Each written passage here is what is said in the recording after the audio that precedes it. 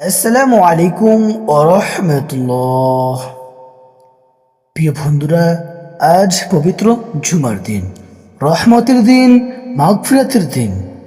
এই দিনে এমন একটি মুহূর্ত আছে যখন আল্লাহ বান্দার দোয়া ফিরিয়ে দেন না।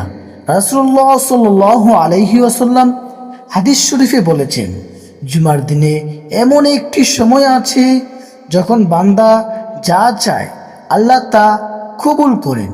সহিহ বুখারী।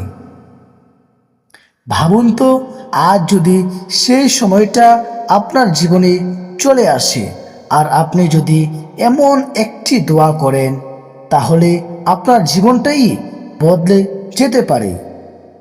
তাই আজ আমরা শিখব একটি ছোট, সহজ কিন্তু শক্তিশালী দোয়া। দোয়াটি হচ্ছে আস্তাগফিরুল্লাহ, আস্তাগফিরুল্লাহ, আস্তাগফিরুল্লাহ। অর্থ, আমি আল্লাহর কাছে ক্ষমা চাই। এই ছোট দোয়াটা আপনি যত বেশি পড়বেন, তত বেশি আপনার গুনাহ মাফ হবে, আপনার কষ্ট হালকা হবে, আপনার রিজিক বাড়বে, আপনার জীবনে শান্তি আসবে। রাসূলুল্লাহ সাল্লাল্লাহু আলাইহি ওয়াসাল্লাম নিজেও দিনে 70 থেকে 100 বার আস্তাগফিরুল্লাহ পড়তেন। তাহলে আমরা কেন পড়ব না?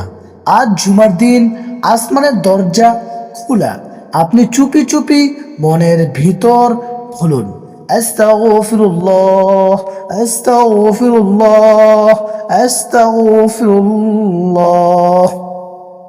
কিছুক্ষণ ভীতি কল্পনা করে, হয়তো আপনি অনেক কষ্টে আছেন, হয়তো আপনার দোয়া অনেক দিন ধরে কবুল হচ্ছে না, কিন্তু এই একটি দোয়া আপনার ভাগ্য বদলে দিতে পারে। তাই এখন থেকে শুরু করুন। কমপক্ষে 50 বার, না পারলে 100 বার, যদি পারে তার চেয়েও বেশি। শুধু বলুন আস্তাগফিরুল্লাহ। জুমার দিন আসর নামাজ পড়ার পরে আপনি নিজ স্থানে বসে প্রথমে দুরূদ শরীফ পড়ে নেবেন। দুরূদ শরীফটি পড়বেন, আল্লাহুম্মা সাল্লি আলা সাইয়্যিদিনা নাবিয়িনা ওয়া শাফিঈনা ওয়া হাবিবিনা ওয়া মাওলানা মুহাম্মদ। যদি এই দুরূদটি না পারেন, তাহলে আল্লাহুম্মা সাল্লি আলা মুহাম্মাদিন নাবিয়্যিল উম্মি ওয়া আলা আলি ওয়াসাল্লিম তাসলিমা।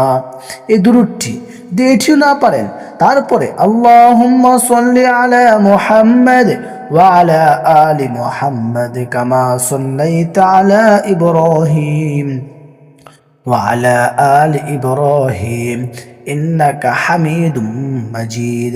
اللهم بارك على محمد وعلى آل محمد كما باركت على إبراهيم وعلى آل إبراهيم إنك حميد مجيد।